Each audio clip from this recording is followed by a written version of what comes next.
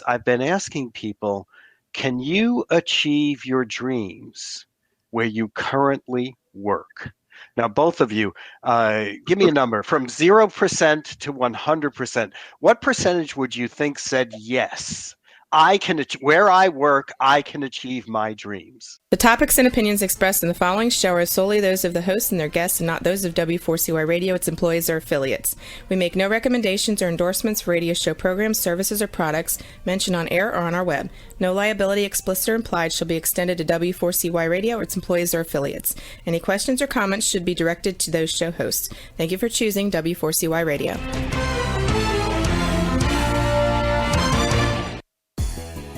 Welcome back, everyone, to the Geeks, Geezers, and Googleization Show, the home of Googleization Nation, where we talk with HR and business thought leaders about the crazy shift going on in the world of business, technology, and HR. Here's your host, Ira Wolf, and co-host, Joyce Joya.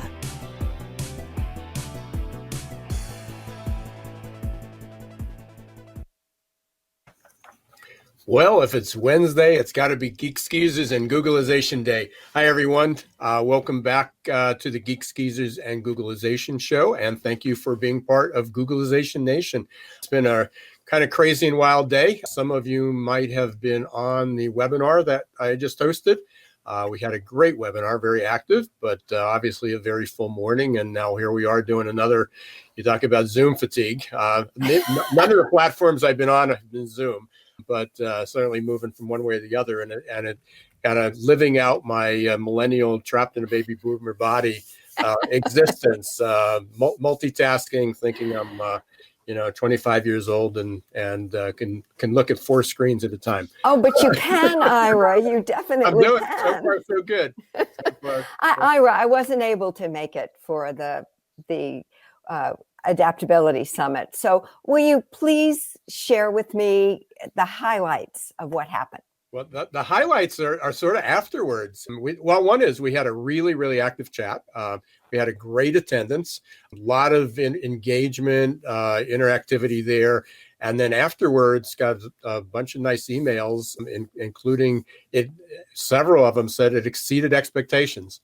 We had people that locked in the beginning, and if you've been on webinars, you lose people throughout there. And we had like a high 90% wow. completion that logged in the beginning. Now, whether they were, sitting in front of the screens or what they were doing, but from the engagement, there were people asking, answering, engaging, sharing. So that was great. Just kind of for listeners out there, was the Adaptability Summit. Had a couple different names, but one was why is adaptability the number one in-demand skill? We've talked about that, and we'll be talking about that today, I'm sure, to some degree. But we were talking about the future of work. We're talking about, really interesting ending. And again, there is a replay, and you can see the link going across the screen. It may not be up yet. It usually takes 2 to 3 hours to process it. So sometime this afternoon, it will be there. But if you go there, you just need a name and an email, and then you can watch the entire replay, including the chat. The chat stays open, so you can continue even chatting and corresponding. But at the end, I have a question for you. Yeah. What was the one thing that you learned from your own summit? Yeah, that's a good question. I would say I wouldn't say it's confirmation, but I was actually writing an article on what's the one mistake companies will continue to make throughout this year. So I sort of said, if we meet again in March of 2022 and look back and go, we knew this was coming and the companies still made the same stupid mistakes. There was an agreement, and it's things that we've been talking about. So it wasn't shocking to me, but it was good to hear from 3 other experts. That one was, that we're not going back to normal, that things are going to continue to change faster, that there's not going to be one normal. There's going to be these waves of normal. So I think that was it. Again, this was my subject, so I dived pretty deep on it, but it was good to hear because we had Heidi Spierge from Chief Strategy Officer, Chief Strategy and Growth Officer from Cornerstone On Demand. And Russ Thornley, right? And Russ Thornley, right. And then we had Mary Faulkner from IAHR. And they're all dealing with other companies. And Right. part of that was trying to get a sense of not what they knew, but what were some of the struggles that, well, especially at Cornerstone, which is a large company, Their what they were clients. experiencing, how they were adapting, but what were they seeing with their clients? You know, were they struggling? Were they hopeful? Were they optimistic? And again, follow the, click on the link, go to the link and watch it. The replay again will be up probably maybe by the time we're off the air here today. But please go up and watch it and see what you think. Let us know. But it was really a dynamic experience, and it was a shame. It was like we were 45 minutes into it, and it's like we were hitting full stride. Everybody had a lot to say, and we were running out of time. So I guess the disappointing thing is I wanted to do a little bit more Q&A. We had a few, but people were actually in the Q&A on themselves. They were answering their own questions, or other people were chiming in. So it was I love it when we're there's going to do it again. We're actually on April 13th. We're going to do a follow-up. That one's just going to be me. But for anybody who completes the AQAI, there's a special offer. So if you listen to it, you can get the code. But if you do that, we're going to actually do a group debrief and talk about, people can share the results or ask questions about it. So you'll hear a little bit more about that. But today we've got some great guests. we do. And again, we're going to continue on this theme.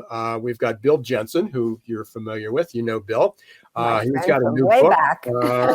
The Day Tomorrow Said No. I love that title. I mean, it's one of those things. Is why did I think about that? I love that title. And then our second segment today, we're going to have Tom Bradbury. He has a new book, The Culture Project. And it's 30 days to reboot your organization. And again, another short read, but a lot of really good information in there. So we're going to talk today about how can people reimagine their future and reboot it. And I'm really excited to have Bill. I just met Bill. Bill shares one of the top rankings in the Thinkers 360 with me. So that's how I met Bill. And again, one of the things that we learned throughout 2020. Met a lot of people we might not have met before because everybody was home doing things. Right. We were all on our screens, right? We were all on the screens, yeah. So we had a lot of opportunities, and again, we some books that weren't getting written got written. My book is still, I did. We released it February last year, the second edition. So, but I'm sure there's another book in my head somewhere. I know there's a book in my head. It's just Matt getting it out onto paper, and you're still working on yours, as well. Soon to be a reality, I hope. Yeah. Right before we go to Bill, we're going to bring him on. I just want to remind everybody, if you're not part of Googleization Nation, please join. It's free. Googleizationnation.com. You will get weekly updates, things about like the webinar.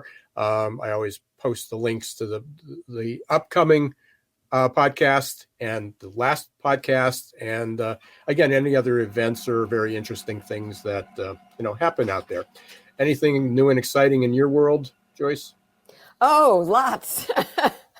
Lots, but I've really tried to be head down, focusing on getting my book finished because I have a speaking engagement in May and I need to have books for that speaking engagement. So I've been very focused. I've also been fascinated to see what's going on out there with the variants, and Texas, my home state of Texas, is not seeing what the other states are seeing. So I'm talking about that in my Herman Trend Alert today. But I've known Bill for a very long time, and Bill is just a fascinating guy. So let's bring Bill on, if it's okay with you, Ira. Yep, absolutely. Hey there, Bill. Good to see you. Hey, everybody. Hi, Bill. Good to see you. Hey, congratulations. Love the book. Like the story format. And I know we're going to dig into this. The subtitle's The Discovery That Forever Changed the Future and How We Work. So we're going to find out what that discovery was. But I especially for anybody who likes a fable or, there's a whole series of books out there that they got on my bookshelf, and you always remember them. You remember them because it's a story, and you talk about the three characters: today, tomorrow, and little one. So why don't we start there? Talk about the three characters, and then we'll dig into why you wrote the book and what the message is. Well, thank you both for having me. The three characters, today, tomorrow, and little one, are essentially really easy to figure out: present, future, and the future generation that will be populating the future. Mm-hmm. And everything I've done for over 30 years is research based. I've interviewed and surveyed over 1 million people around the globe over the last 30 years. Wow. And one of the trends and facts that came out of the last 5 years is I've been asking people, can you achieve your dreams where you currently work? Now, both of you, give me a number from 0% to 100%. What percentage would you think said yes? Where I work, I can achieve my dreams. And before we go there, just for anybody who's listening, if you're watching on YouTube or Facebook, throw it in the chat. Leave a comment. What do you think? Is it? Do you have you been able to achieve your dreams or not? So I would say it's something under 20%, maybe 13. Okay, Joyce, Ira. Yeah, I would say that it's probably in the, let's go 10 to 15% range. Okay, so first, all three of us are smiling, but think about it. First, be horrified by your two guesses. We're thinking somewhere under a quarter of us can achieve our dreams where we currently work, and the truth is, it sucks even more. It's 9.8% on the global average, less than 10%. So why do I bring that up? What I did was I built a fable, the story of the future, but I used future of work facts and trends, actual trends in the book.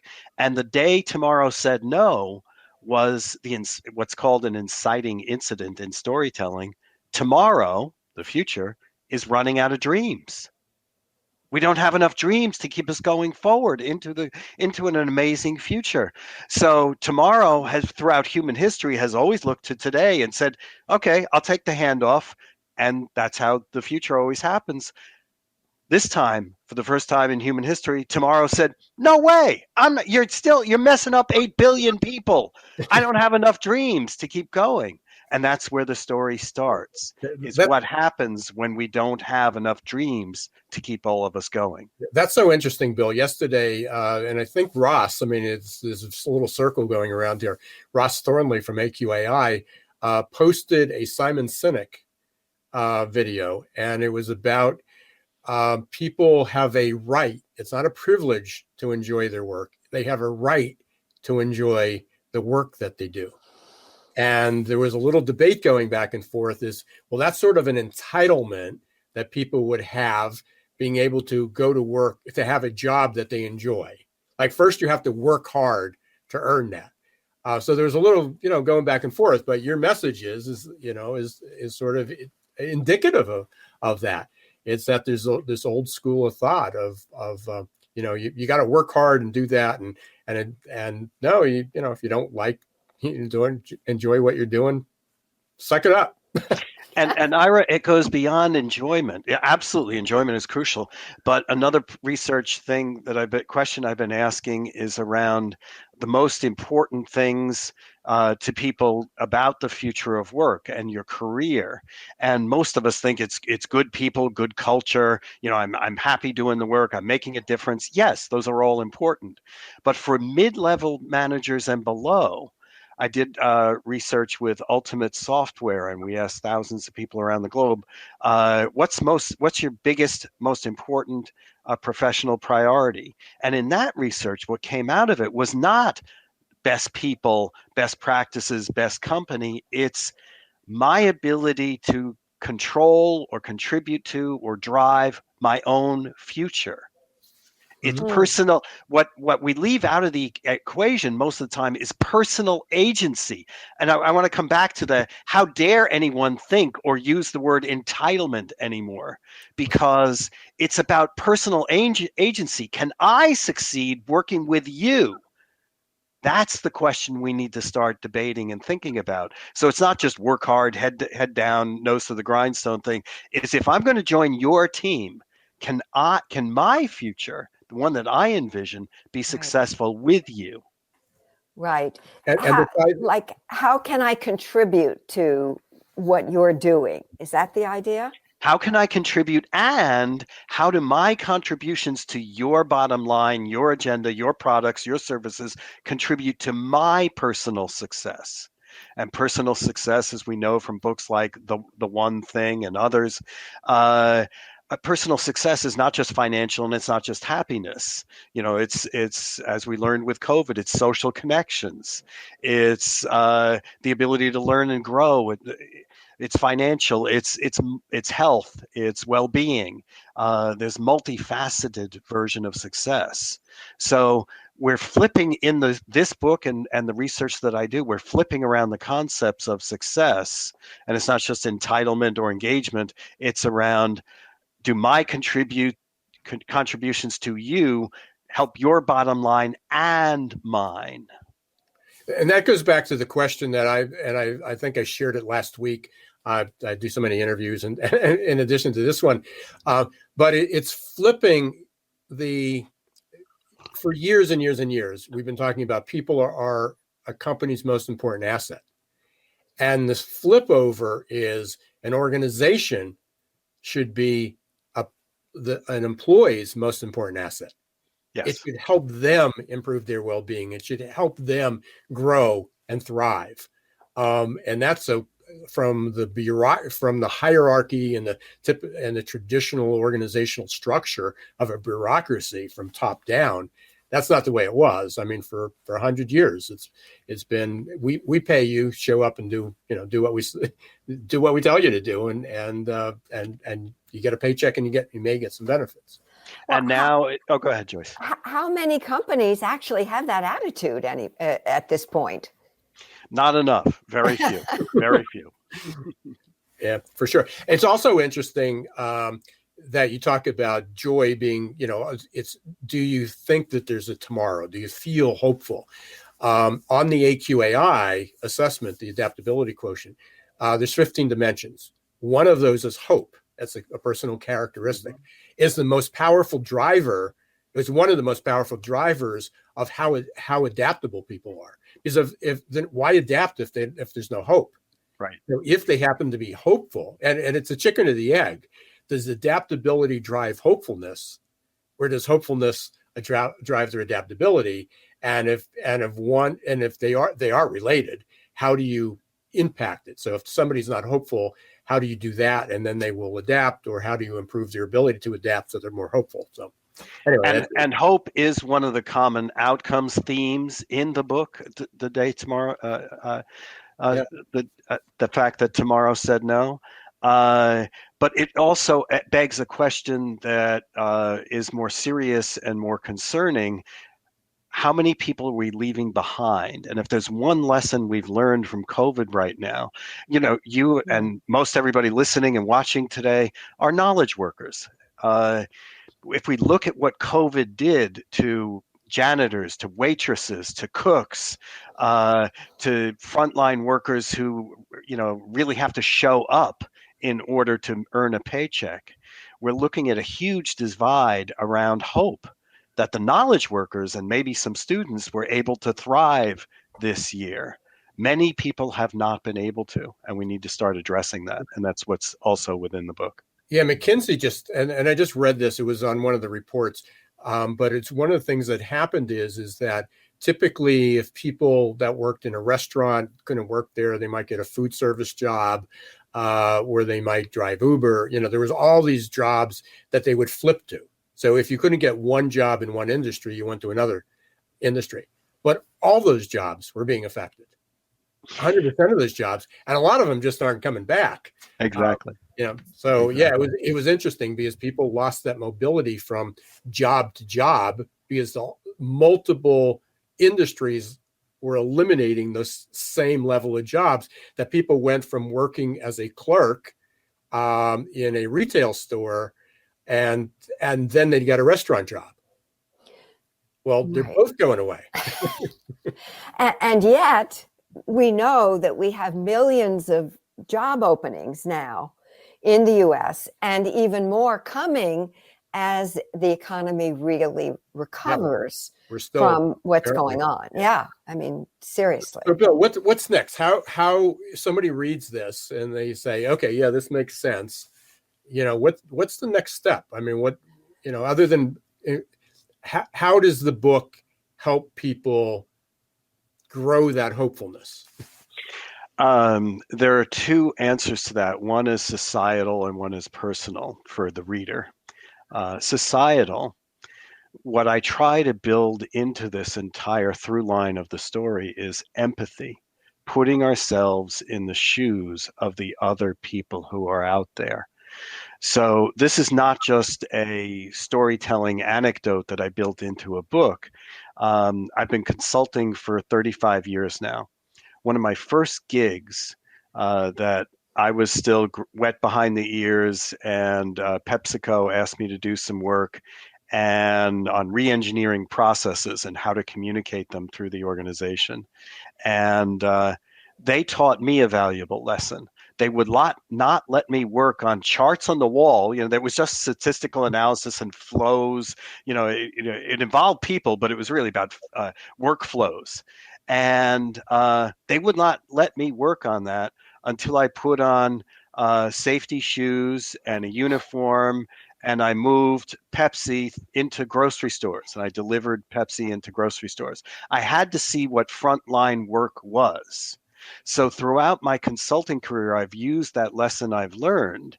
And whenever I do consulting assignments, if there's a long-term gig where I'm really helping to drive organizational change, I ask the senior executives to do frontline jobs for a day. Most of them don't even last a full day. It's usually a half day. But I remember one that I did a while ago for one of the world's largest retailers.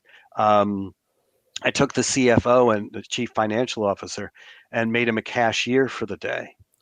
And he didn't even last a full day. And he came out of it coming, oh my God, I can't believe how hard it is to make money in our stores. The cashier is broken, the cash register is broken, the cards don't read, this not well stocked, it's not marked. It's like, how do we deal with this?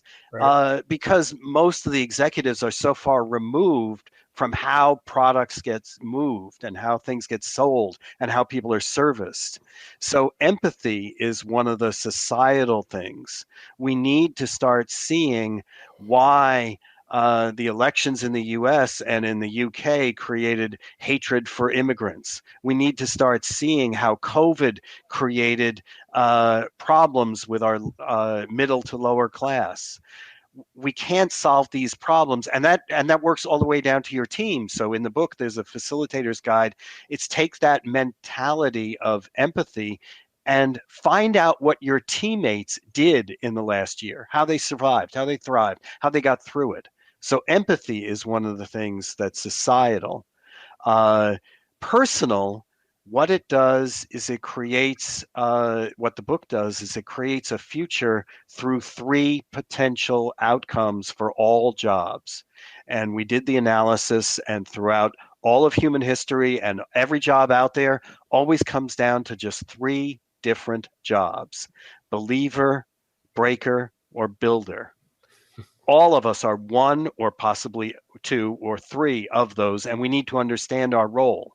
Believers are the ones who go, yes, team, we can do it, we can do it. But they're also the ones who are like the Greta Thunbergs of climate change and say, no, we've got to get this right. We've got to take a stand. Believers take stands for things. They talk truth to power. They stand up against the organization. They stand for the organization, but talk back and go toe to toe with leaders. We need more believers out there. We need people with the courage to stand up for principles.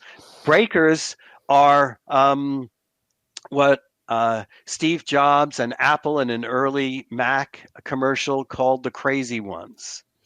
The breakers are the ones that create the new rules, that break the old ones and create the new technologies, the new rules. That's innovation that you're showcasing on many of your shows.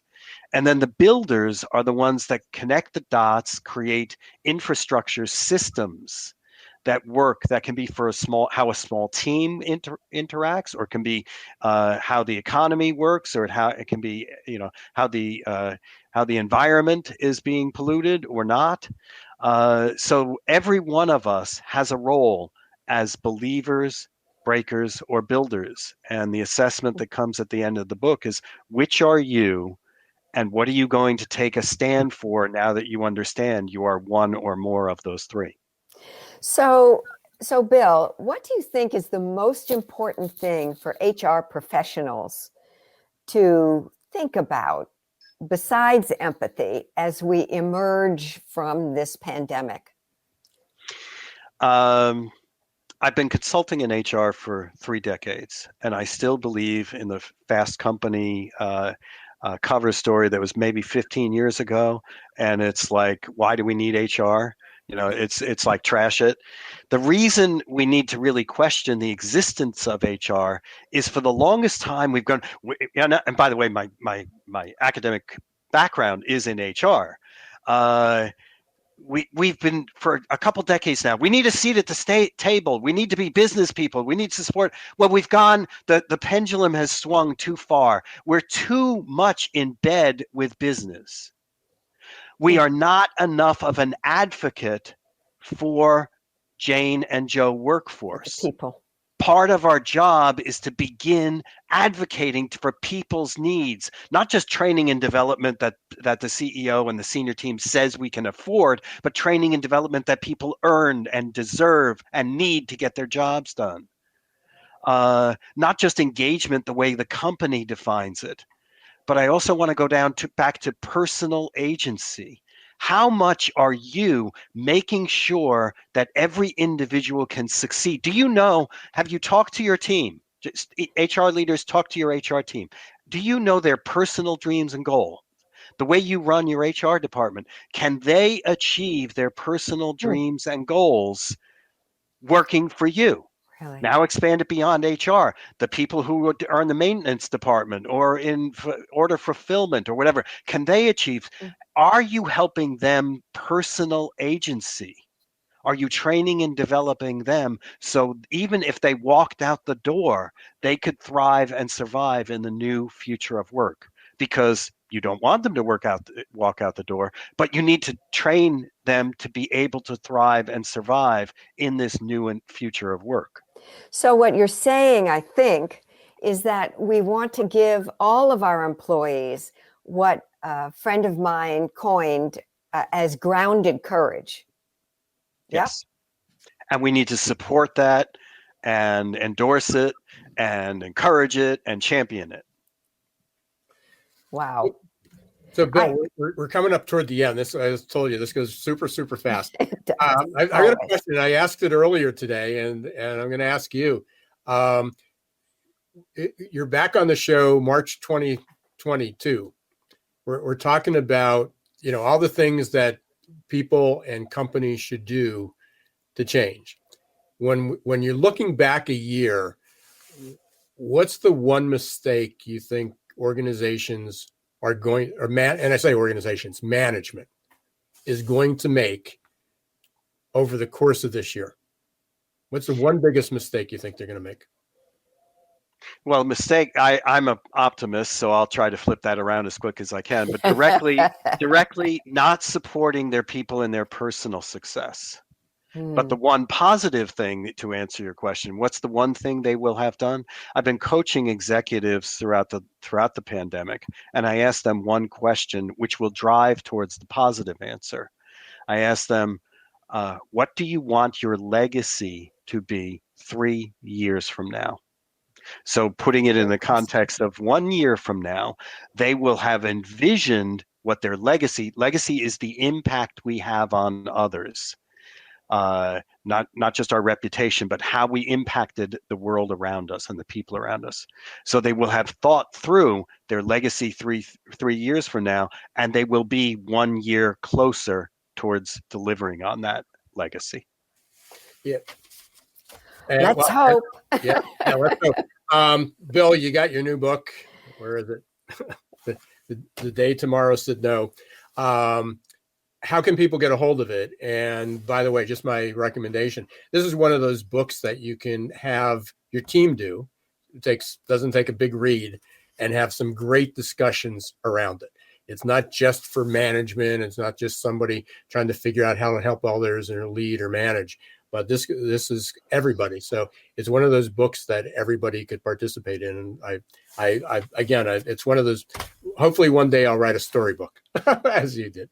So how to get it is go to www.tomorrowsaidyes, and it ends in .es. Scrolling across the bottom right there. Tomorrow Said Yes. Go there, and by the way, you can get it for free if you go there instead of Amazon. Definitely a place to do it. Any final thoughts, Bill, for our listeners? I recently saw that Ringo Starr had a birthday, and he signs out with peace and love. Peace and love. Good message. Good message. Thank you, Bill. Thank you, Bill. Congratulations again on the book. I'm sure we'll be talking. We'll be chasing each other on the Thinkers 360. Thank you all. Great to have you as our guest, Bill. Okay. Super nice, super good, and I'm very serious. I think it's one of those books that people can use and talk about, and easy read, for people. You don't have to be in the C-suite to be able to do it.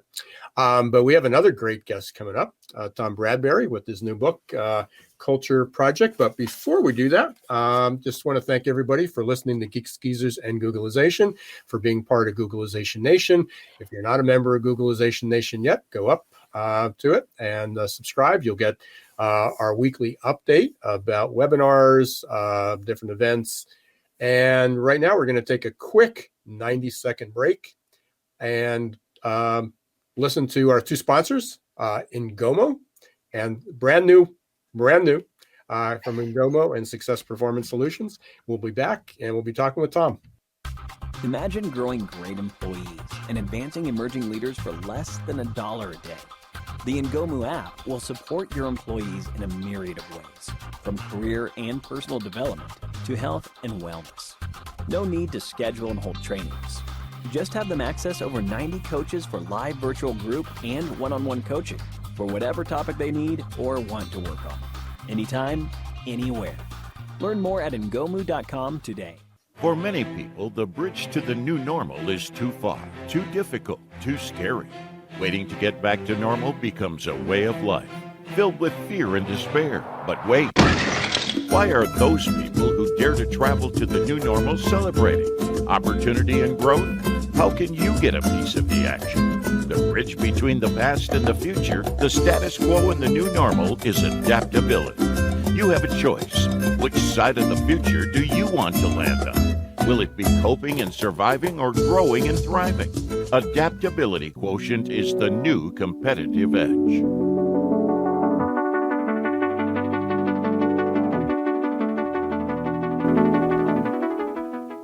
Hey, welcome back, everyone, to Geeks, Geezers, Googlization. Thanks for being part of Googlization Nation. And we had a great first segment. If you missed it, go back and watch or listen to the replay with Bill Jensen. We were talking about The Day Tomorrow Said No. It's a great little storybook about how you can adapt to the next wave as well. And now we're going to bring on our next guest, which is Tom Bradbury. Just met Bradbury. I'm sorry. Met Tom just a few weeks ago. He was referred by for another guest, Jeff Gotthelf. We talked about Sense and Respond. He wrote a book and was probably maybe 2 years from now, 2 years ago, way before the pandemic. But Tom's new book is called The Culture Project, 30 Days to Reboot Your Organization. And so hopefully Tom's going to join us shortly. There he is. Hey, Welcome, guys. Tom. Thank you. Thank you for having me. Hey, good to see you again. So I know you were in the green room. You were listening to what we were talking about. So obviously, an obvious question is, well, two things. One is congratulations on the book. Thank you. And I listened to your interview with Jeff 2 weeks ago, was it? Yeah, Yeah. a live interview. So got a little bit of background on there. But how does that segue? I mean, honestly, I mean, I haven't read it word for word, but I've flipped through it. 30 days to reboot an organization in, it sounds great, but it sounds like a lot. So. It can be, right. And I mean, it's not to be taken so literal that a leader shouldn't, pace themselves and appropriately, but it's more about getting to them and grabbing he or she by the lapels and saying, make those changes to this organization that need to be made, right? There's just been so many very successful CEOs that I've interviewed and met with, and I can't tell you how many of them said to me, I think you're right, Tom. And they talked about these little things they knew and they kept burrowed away in their brain that, if they took the time and looked at some of the fundamental components of their organization, they would say, oh, why is this, it sounds so great in the boardroom, but by the time it gets here, why is it doesn't have the same strategic value as it did in the conference room where we came up with this idea. So they know them and they kind of suppress them because it's difficult. It's difficult for any leader to initiate change because they know they're going to have to be the person that, does more than just endorse it. Once they witness these fundamental issues and how they can overcome them or change them, they have to roll their sleeves up. Yeah, I actually call it roll up your sleeves leadership. Yeah, it's true. And listening to Bill, he had a lot of great and amazing things to say. And he uses the word empathy a lot. And it's not that I don't find myself wanting to be or being empathetic. When I wrote this book, I thought about how can I just be very direct to a leader. And, I'm an entrepreneur. I've owned my own business and supported myself and my family since I was in my mid-20s. And so I always like to get right to the root of something and try to help fix it or improve it or evolve it. And that's what this book is, because I realized that today, even pre-pandemic, right, culture can be driven by looking at how people and technology work well together. You're talking about productivity, you're talking about engagement, less friction. And I just think that is, while there are many different approaches and perspectives in and around culture, this is mine. And it's, as I said, entrepreneurial, but it's really making a better match of people and technology for the benefit of both the company and, to Bill's point, the employees themselves. So, Tom, you're really a tech guy. You founded the New York Technology Group in 1997 and Labrador Technology in 2000. What prompted you to make this transition? Well, when the biggest chunk of my career was with Labrador Technology, a company I owned. I founded and owned myself. And what we did was help corporations through transition and transformation, mostly around, a real estate transaction is happening and is pushing for a relocation or a renovation of the workplace.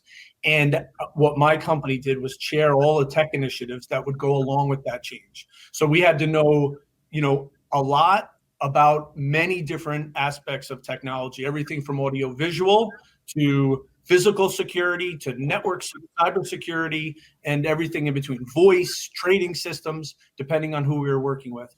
And, so having that much awareness about through a project where we also had to understand the design and construction project, I saw how these big organizations would make decisions much more tactically than you would think of these global, sophisticated businesses, right? And they were big. We used to do a lot of great work for PepsiCo and Unilever and Bridgewater Associates and BNP Paribas and Alliance Bernstein. And some of them were better at it than others, but without a doubt, we would be talking about a new workplace and where they were going as a business, which meant who they wanted to hire in the future. And sometimes the tools that they were thinking about going just to the next version of weren't really in lockstep with who they wanted to hire and what they wanted to be as a brand. So I noticed a lot of that and tried to add to that conversation more strategically. It was a little tough in that business arena. Things tended to be a little bit more commoditized. So when I sold my business to a competitor, I decided to really dig in, and I started to do these workplace technology assessments, many of which were with my partner, Ira. You saw the interview with Jeff's, right. And I had my good friend and collaborator from Brian Berthold from Cushman and Wakefield. And I went around with them, and I was the people/tech assessor for a lot of these workplace technology assessments. And I saw very consistent themes and issues on every one of these opportunities. So it helped me say, who can help these organizations? First and foremost, leadership can't just be, they have to witness. So they're more than just an endorsement of a change. And then it's, how do we look for the attributes, not just to prescribe technical solutions, but understand the attributes of what technologies would benefit both the business and productivity and people. So that's, once I got going and got some steam, I decided to write this book as a guide, not only for how I like to do my work and what I think is important to get to culture, but also to help convince some leaders out there to stop and reflect on all of those little things they know in the back of their head that they need to approach and make better within their organization. So what is your technology for aligning, what is your methodology for aligning technology and talent? So I like to understand executives' perspective on where they want to take the business. I also want to understand where different domains, many of which you have an impact on the internal component of the business, right? But IT, HR, maybe finance and how they budget, things like that. And I like to hear what they feel their marching orders are really dependent upon, or how they're being given their marching orders, I should say, right? And then I like to understand the reality of many of the people that work within the organization. So I call them the leaders, the builders, and then the users, right? And I would say somewhere around 100% of the time, there's a mismatch in how each of them look at talent and tech together. And then once you have that evidence, you can really go back and say, these are the kind of things that are happening, and what can we do about it, and make some recommended changes. Tom, you mentioned this twice in different, and you said it differently, but you mentioned that some companies are really, were better than others. You did it and they were successful, but they were better than others. And then you said it in a slightly different way a few minutes ago. And we just have a few minutes here, but were there certain traits or characteristics that differentiated the two that you can look back and say, some were better than other? What does that look like? I mean, how would you tell somebody who wasn't as good that this is what they needed to do differently? A lot of it came from leadership and how they approach the different domain experts, right, within their organization. Marketing, sales, HR, IT, and where there was much more of a traditional view of kind of empowering each one of those domain leaders independently of one another, right? That's where I would see businesses get stuck in kind of disrupting the traditional or legacy perspective on how their organization runs, right? Versus other leaderships would be more about getting those people together and making sure that what we're doing in one domain is a cohesive piece of the puzzle with those other domains, so that they're all looking at it together rather than independently. That was the most consistent thing. And, many people refer to it as silos. And the leaders that really look to break those silos down or act in a way that don't allow those silos to become brick walls, that's where I would see a higher rate of success. There's a book, I just started to read it, a couple different versions of it, Humanocracy. And I love this term that they came up with. It's bureausclerosis. Yes. You talk about the fragile, is that the biggest challenge organizations face these days is bureausclerosis. So yeah, and some of these companies are so big, they have multiple CHROs, they have multiple CIOs, they have multiple, of everything. And it's really hard to kind of make it or bring some cohesion out of it. But I when someone says, Tom, who's your favorite or perfect client? I say, I love the middle market, right? Take $1 billion company. They're private. They're big enough to have real world sophisticated issues. Many of them probably hired a lot of their domain leaders for their operational prowess, right? And they do things very well, but they need to be challenged. And that leader of a firm like that, on one hand, they, if they want to, they can get in and put their arms around it and make significant change and set their business up for a brighter future. May we go back to your book for a moment, please, Tom? Sure.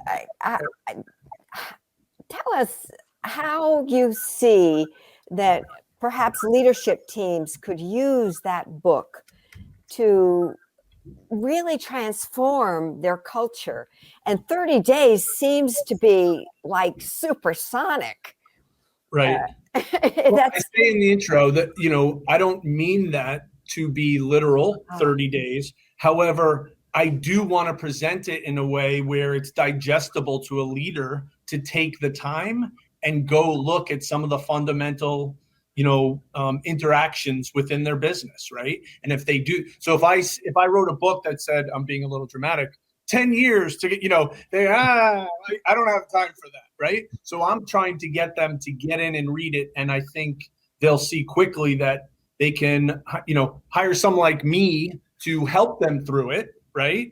But also it'll also give them an idea of how they can get in quickly and look and find the evidence they need to go address those things that are in the back that they've suppressed that they need to take on. And where can they get the book? How can they reach? I can't talk. How can they get a hold of you? Run out of juice here. That's okay. Thank you. Amazon, this is the book, The Culture Project, 30 Days to Reboot Your Organization. And I can be found on LinkedIn, Tom Bradbury, or my email address, which is tom@helix, HELIX 2.us. Tom, congrats on the book. Really appreciate you being here. We've talked about getting you back for a longer segment down the road. Yeah. And hopefully you'll have some maybe case studies or some examples that you can share with us, but really appreciate you being here. Thanks. Great. Thank you both. Thank you, Tom. Okay. Stay safe. Bye. Take care. Again, another supersonic 50 minutes. Oh my gosh. Yeah, it is. I mean, we've got great guests and the opportunity to pair a few people with one another and dovetail off that really creates some interesting conversations. So appreciate it. And we appreciate you, everybody that listens and watches to Geeks, Geezers, and Googlization. We're live every Wednesday, 1 p.m. Eastern time on YouTube, Facebook, and a couple other places. And then many of you are probably watching on a replay or the podcast. We're on nearly every podcast that's out there. Please subscribe to the podcast. Please rate. Googlizationnation.com. Yeah, please let us know how we're doing. Please rate it. Hopefully we can get some 5 stars out there. If there's guests you want to hear, topics you want to hear, please let us know. Yeah, please do. And again, this is Ira Wolf and Joyce Joya. We're here every Wednesday, 1 p.m. Eastern Time, Geeks, Geezers, Googlization. Don't forget to subscribe to Googlization Nation and also to Herman Trend Alert. .com. You can go up and get Joyce's newsletter. We didn't talk about what's today's topic. What's coming up? Today's topic is, where are we now in terms of COVID-19 variants, vaccinations, and what do people need to know as we emerge? How fitting. So again, continuation on the theme. So until next week, don't let the shift hit your plans. Bye, everyone.